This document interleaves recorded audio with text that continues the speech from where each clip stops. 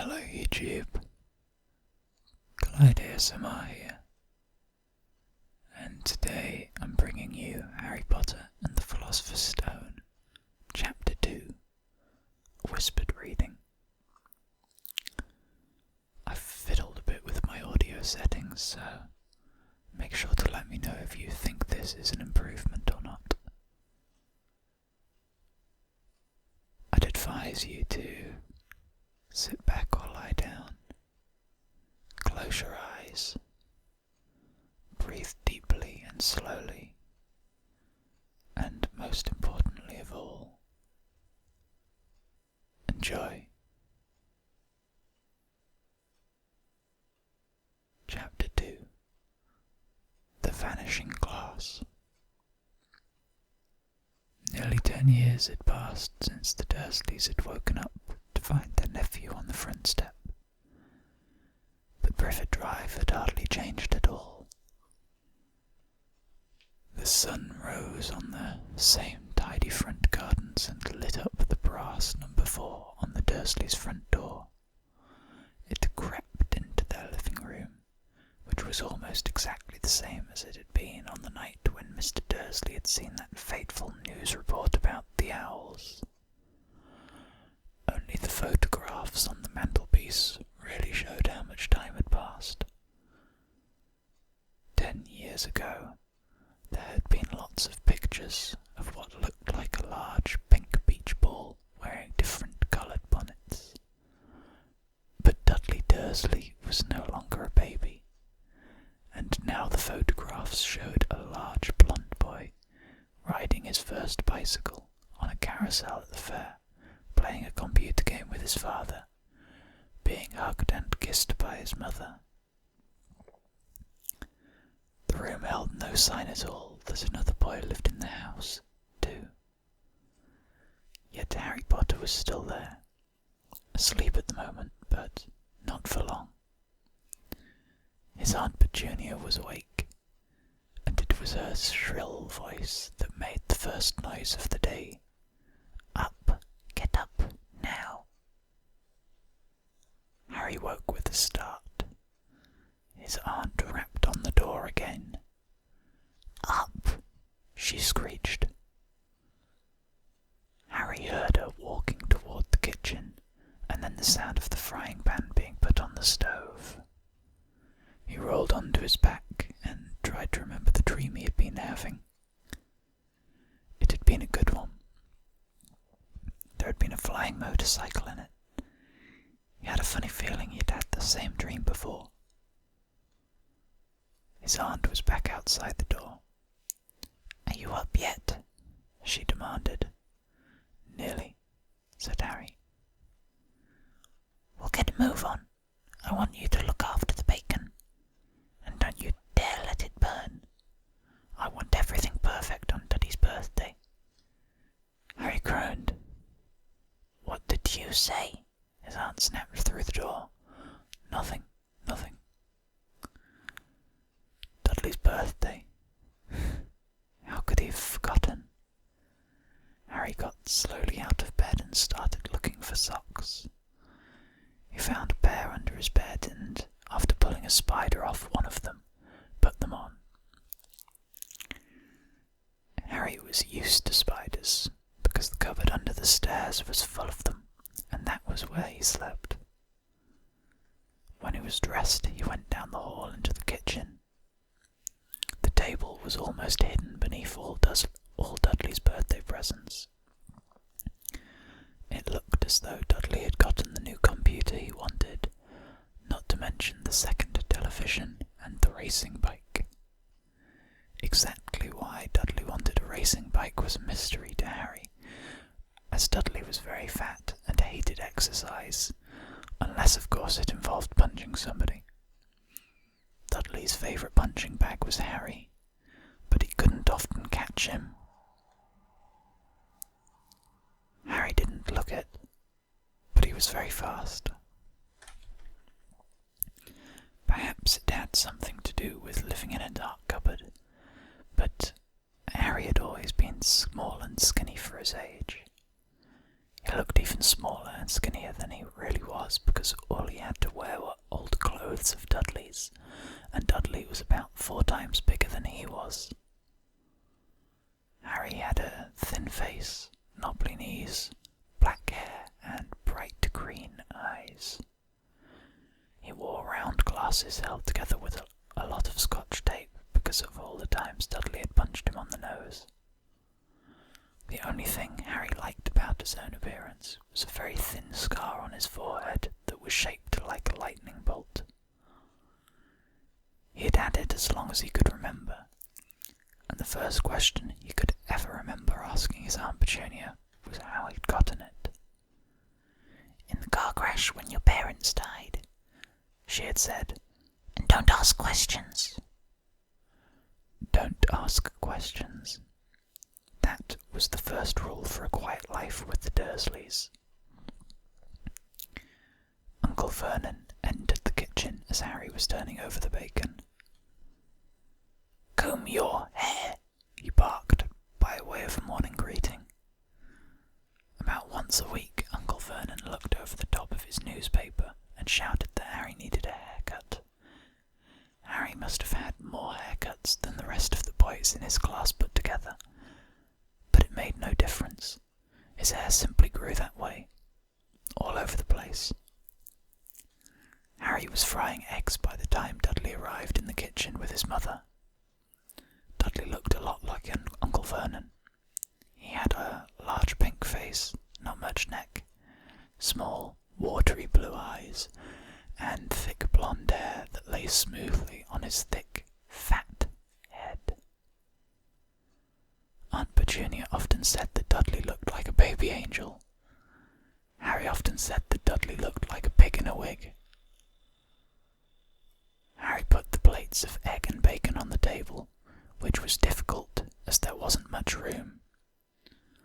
Dudley, meanwhile, was counting his presents. His face fell.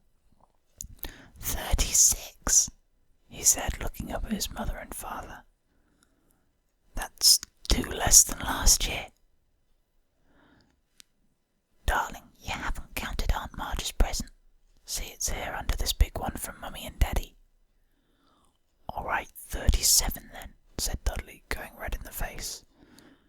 Harry, who could see a huge Dudley tantrum coming on, began wolfing down his bacon as fast as possible in case Dudley turned the table over.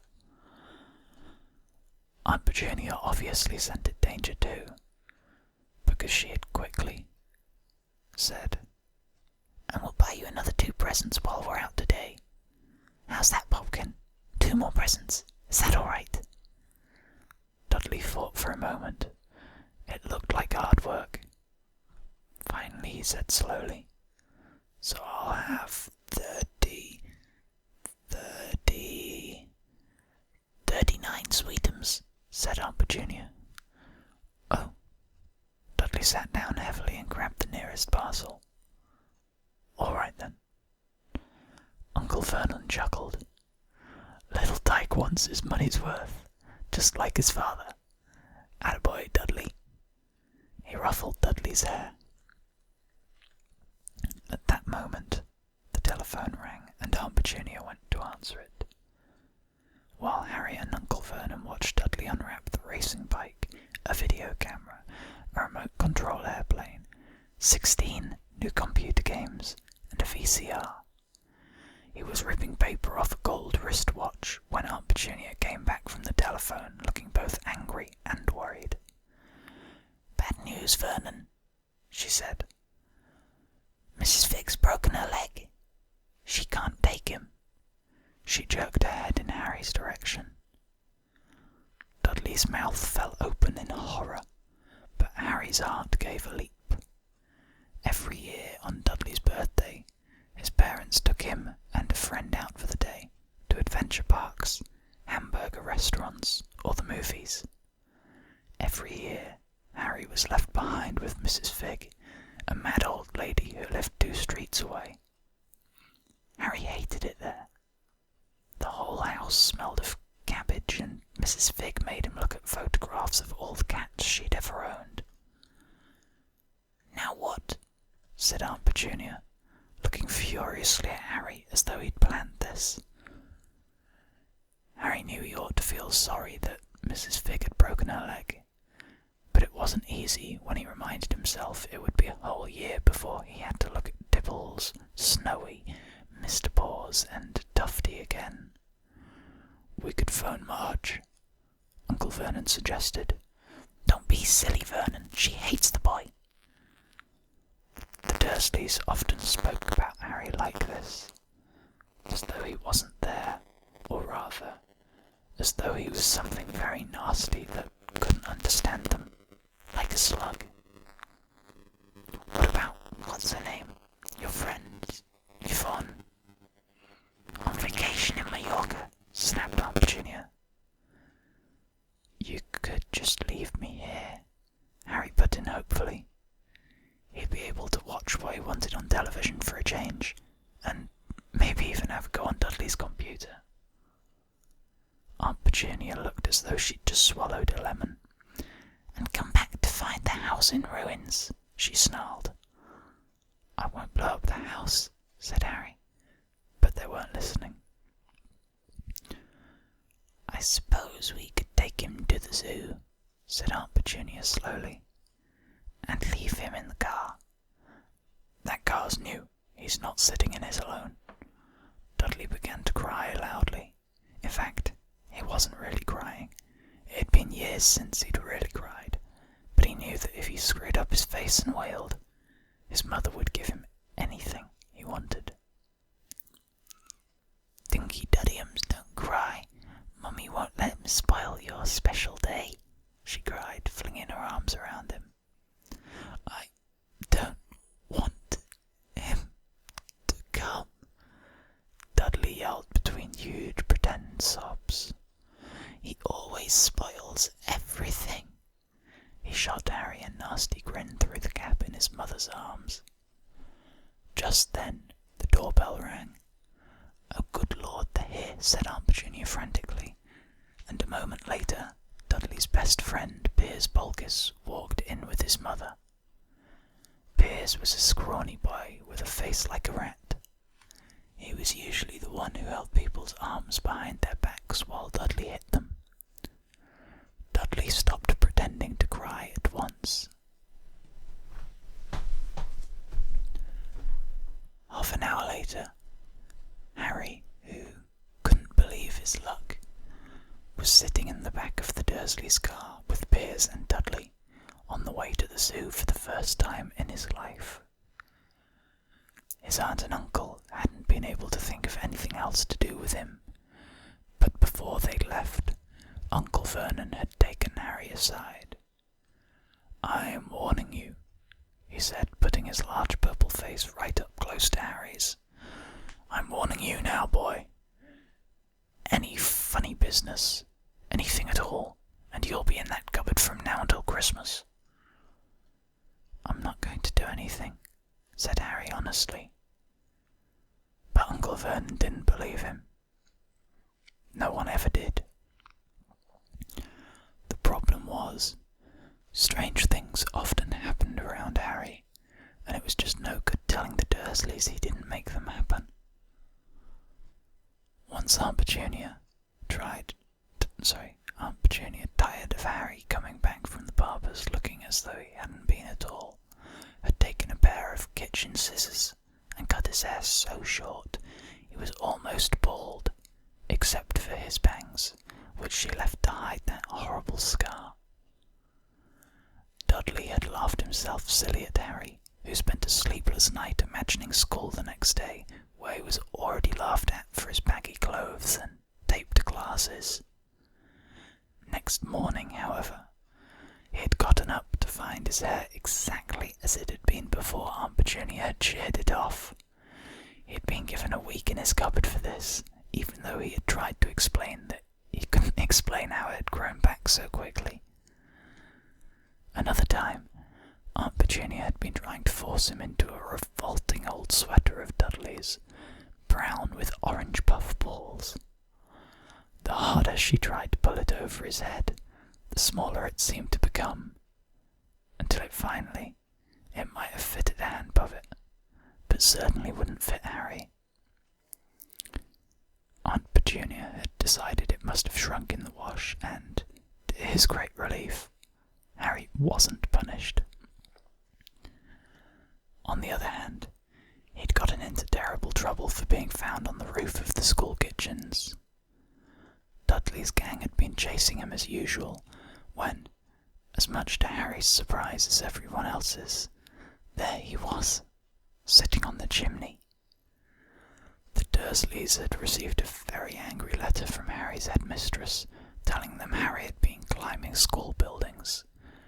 But all he tried to do, as he shouted to Uncle Vernon through the locked door of his cupboard, was jump behind the big trash cans outside the kitchen doors. Harry supposed that the wind must have caught him in mid-jump. But today nothing was going to go wrong. It was even worth being with Dudley and Piers to be spending the day somewhere that wasn't school, his cupboard, or Miss Vick's cabbage-smelling living room. While he drove, Uncle Vernon complained to Aunt Petunia. He liked to complain about things. People at work, Harry, the council, Harry, the bank, and Harry were just a few of his favourite subjects. This morning, it was motorcycles. Roaring along like maniacs, the young hoodlums, he said as a motorcycle overtook him. I had a dream about a motorcycle, said Harry, remembering suddenly. It was flying. Uncle Vernon nearly crashed into the car in front.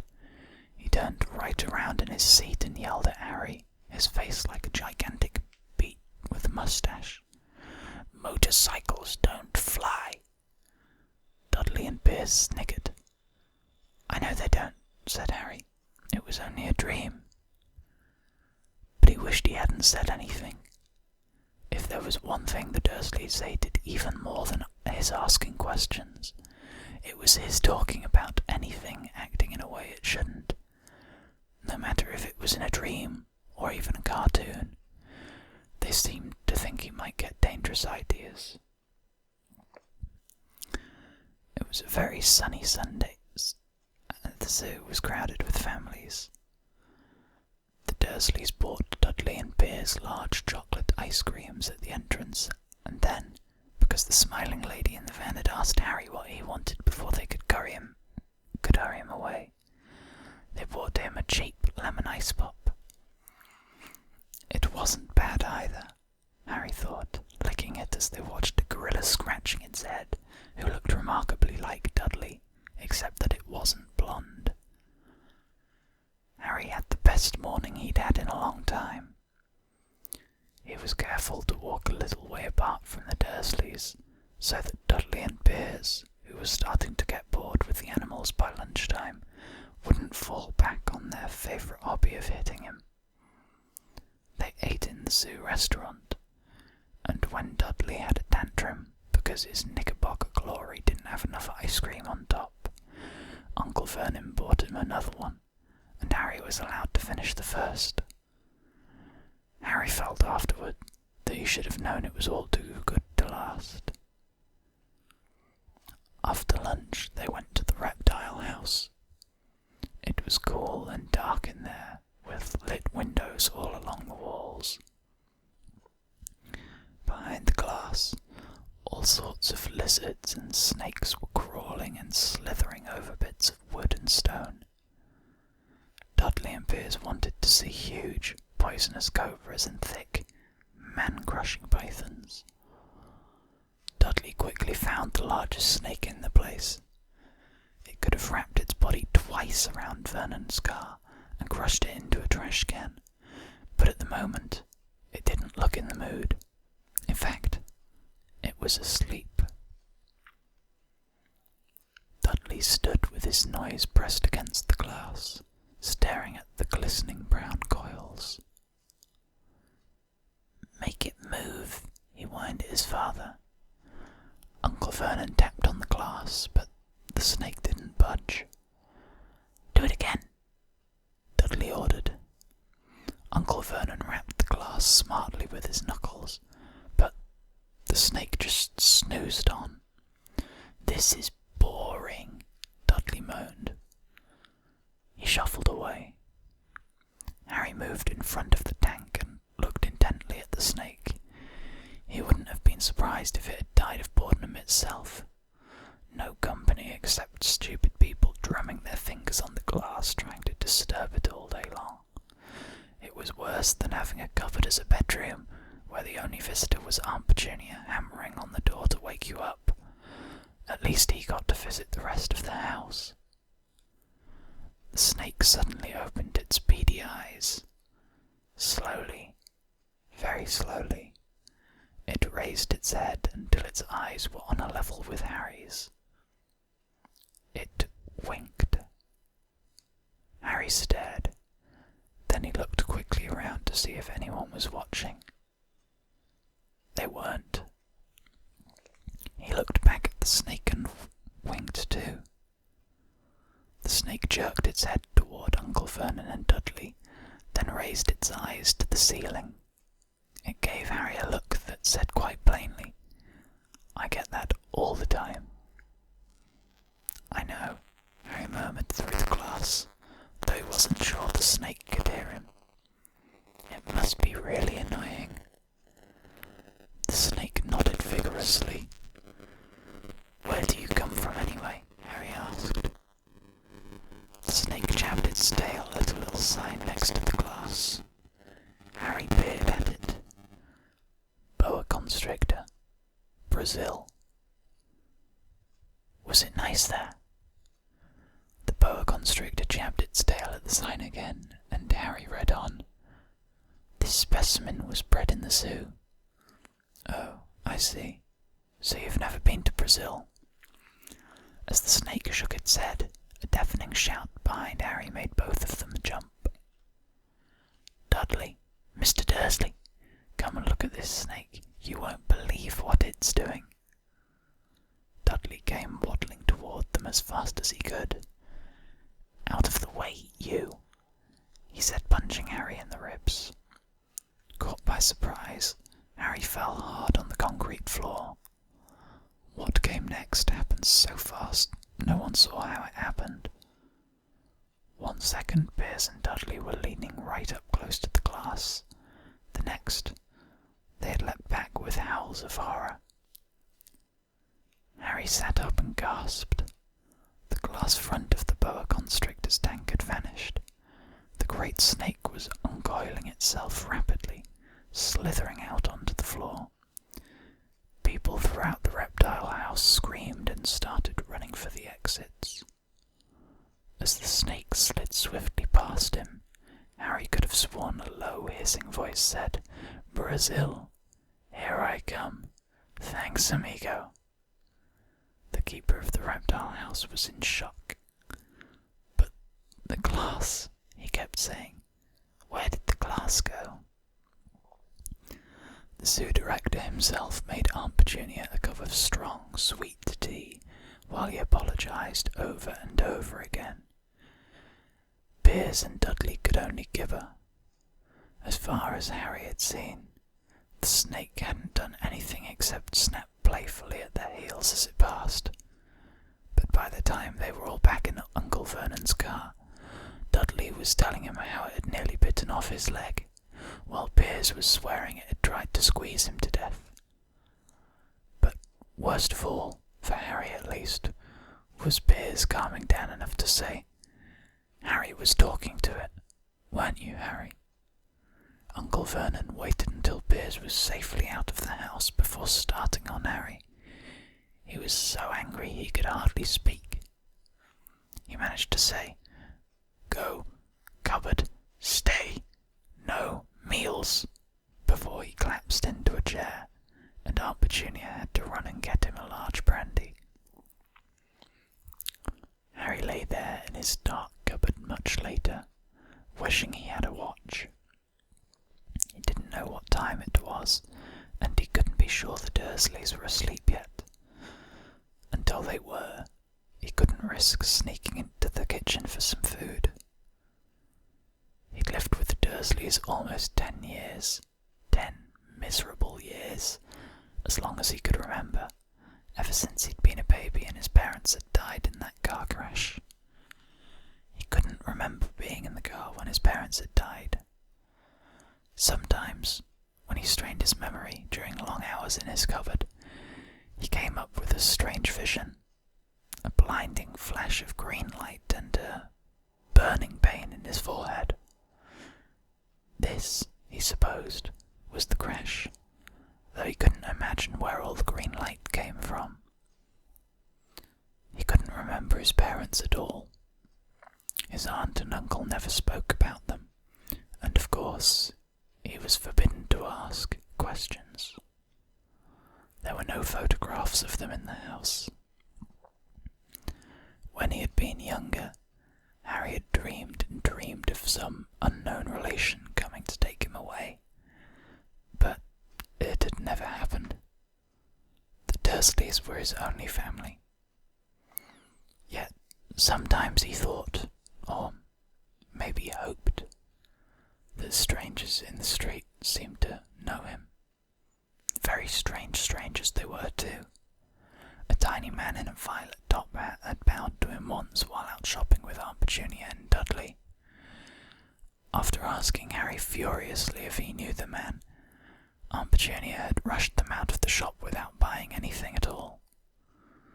A wild-looking old woman dressed all in green had waved merrily at him once on a bus. A bald man in a very long purple coat had actually shaken his hand in the street the other day and then walked away without a word. The weirdest thing about all these people was the way they seemed to vanish the second Harry tried to get a closer look. At school, Harry had no one. Everybody knew that Dudley's gang hated that odd Harry Potter in his baggy old clothes and broken glasses, and nobody liked to disagree with Dudley's gang.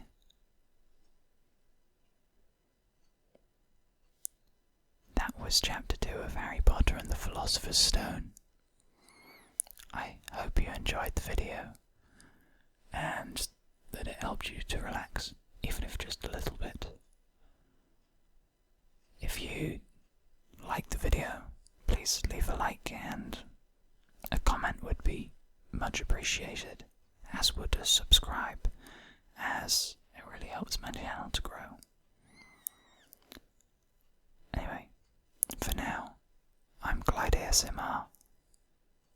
Thanks for watching.